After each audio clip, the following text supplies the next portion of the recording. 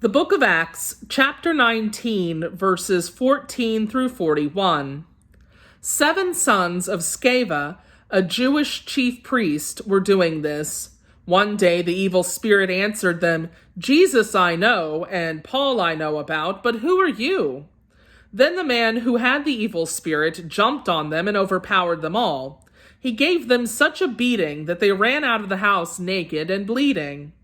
When this became known to the Jews and Greeks living in Ephesus, they were all seized with fear, and the name of the Lord Jesus was held in high honor. Many of those who believed now came and openly confessed what they had done. A number who had practiced sorcery brought their scrolls together and burned them publicly.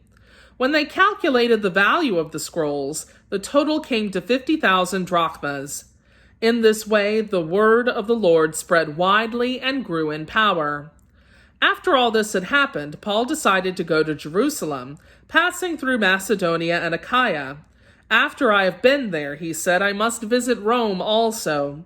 He sent 2 of his helpers, Timothy and Erastus, to Macedonia, while he stayed in the province of Asia a little longer. The riot in Ephesus. About that time there arose a great disturbance about the way. A silversmith named Demetrius, who made silver shrines of Artemis, brought in a lot of business for the craftsmen there. He called them together along with the workers in related trades and said, "You know, my friends, that we receive a good income from this business.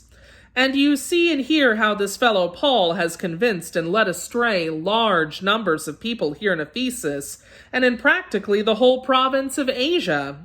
He says that gods made by human hands are no gods at all. There is danger not only that our trade will lose its good name, but also that the temple of the great goddess Artemis will be discredited, and the goddess herself, who is worshipped throughout the province of Asia and the world, will be robbed of her divine majesty." When they heard this, they were furious and began shouting, "Great is Artemis of the Ephesians!" Soon the whole city was in an uproar.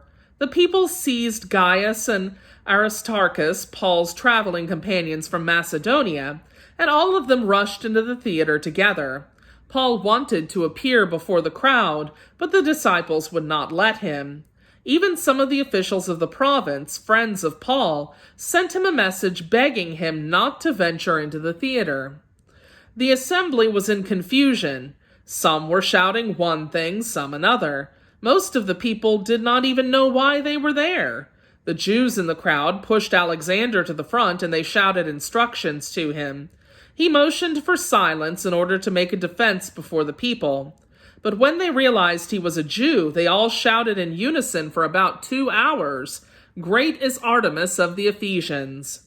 The city clerk quieted the crowd and said, "Fellow Ephesians, doesn't all the world know that the city of Ephesus is the guardian of the temple of the great Artemis and of her image, which fell from heaven?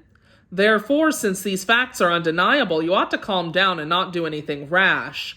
You have brought these men here, though they have neither robbed temples nor blasphemed our goddess. If, then, Demetrius and his fellow craftsmen have a grievance against anybody, the courts are open and there are proconsuls. They can press charges.